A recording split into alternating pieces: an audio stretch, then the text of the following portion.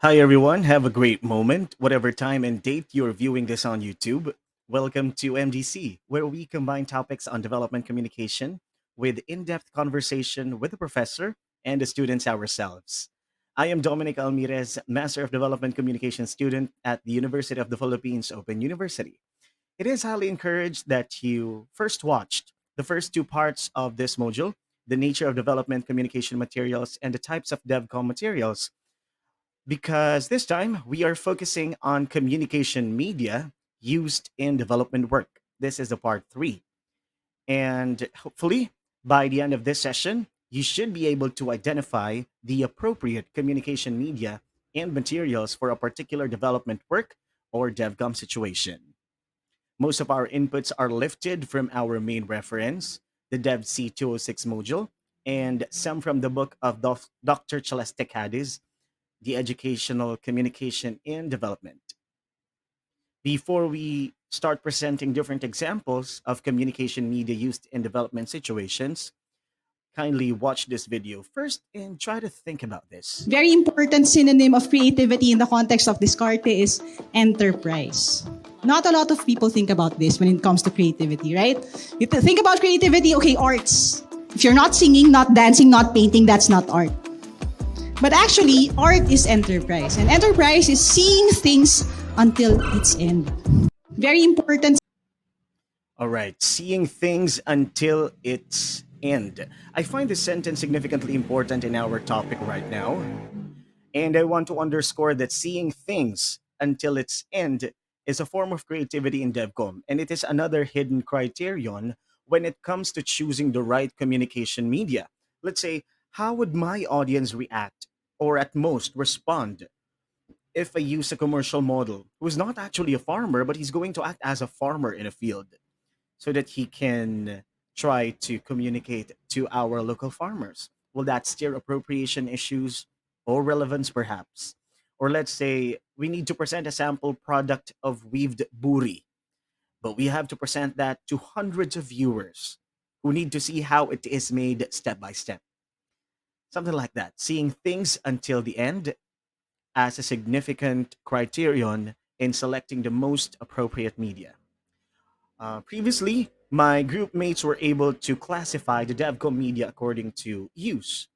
These are object media, presentation media, and interactive media. So we are going to give different examples of each, and each example that I'll be presenting will have two emojis: the happy emoji for for the advantage, and the sad emoji for the disadvantage, so that you can easily identify which is which you're going to use or which you're not going to use in a particular DevCom situation. First up, object media. We have here real objects, for example, specimens. When we say specimens, this could be parts of a whole so that we can understand more of it.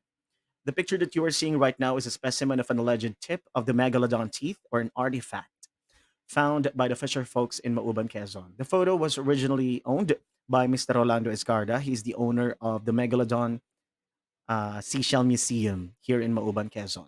So this can be effectively used in live presentations, but only in a few number of viewers or audience, because it is cumbersome and perishable. Because this type of specimen or real object cannot be viewed by hundreds and thousands of viewers.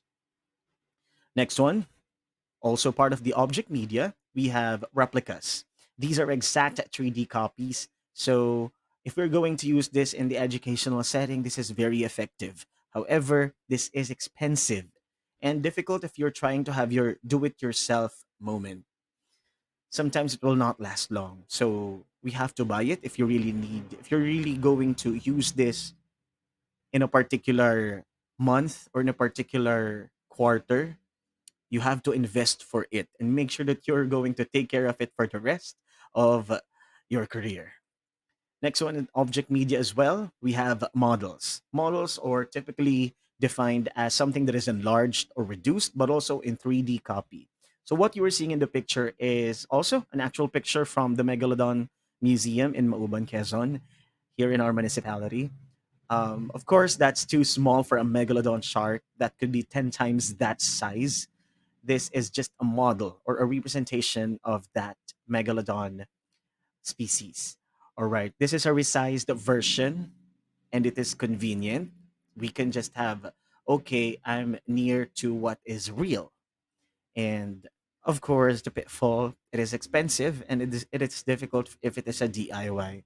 Of course, think it took 2 months for them to finish this piece, according to Mr. Rolando Escarda. So this is an example of a model. Another one is mock-up. What you are viewing right now is an actual footage that we got from Pivot Balita, um, news production where I used to have be in. So this is an example of a student who's trying to create string instruments, percussion instruments. So these are mock-ups, working 3D versions of real things and their parts. Of course, these students cannot provide their own wind instruments or string instruments or percussion instruments that are actual. So they tried to use the available materials that they have at home so that they can at least manipulate it. So advantage, this allows learners to practice manipulating objects, but it is difficult to make. And because they used only the available materials at home, of course they will not have the exact feels while using the exact object. Also, part of the object media, we have dioramas.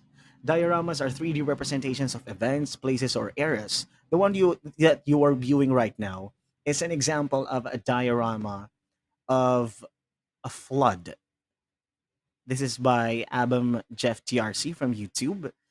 But this, because it is somewhat what we say a miniature representation of how flood is being experienced by people, we can exactly see how deep, how gross, and what is the color and the feels by just looking at them as if we are giants.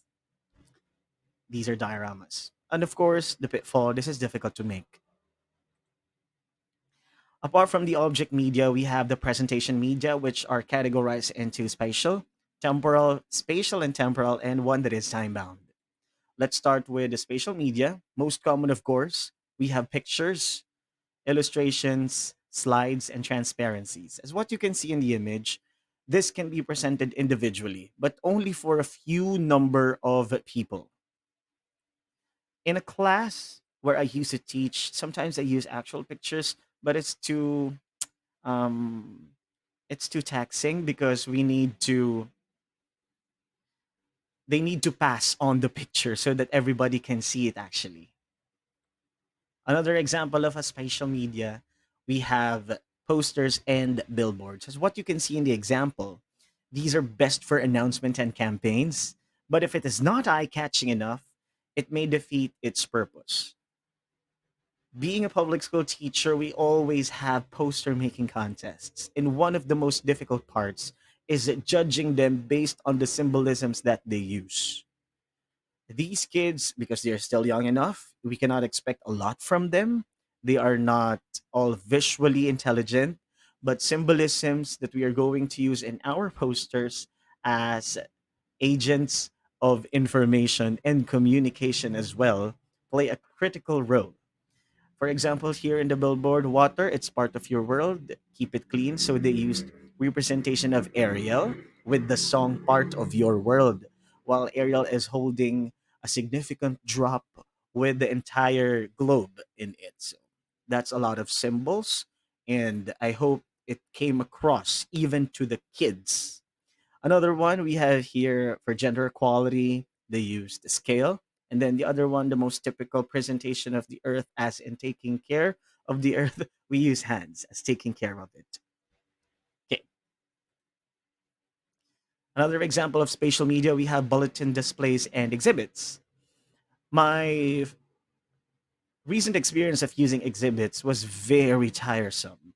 As what you can see in the first image here, during the National Reading Month celebration, we need to gather a lot of relevant books that can be read by students, grades 7 to 12, one that they can really understand and comprehend. However, it is an effective combination of different visual media just to present a message. However, it is costly and time consuming because it took us about 3 days to complete the concept and arranging it from levels of difficulty and genre.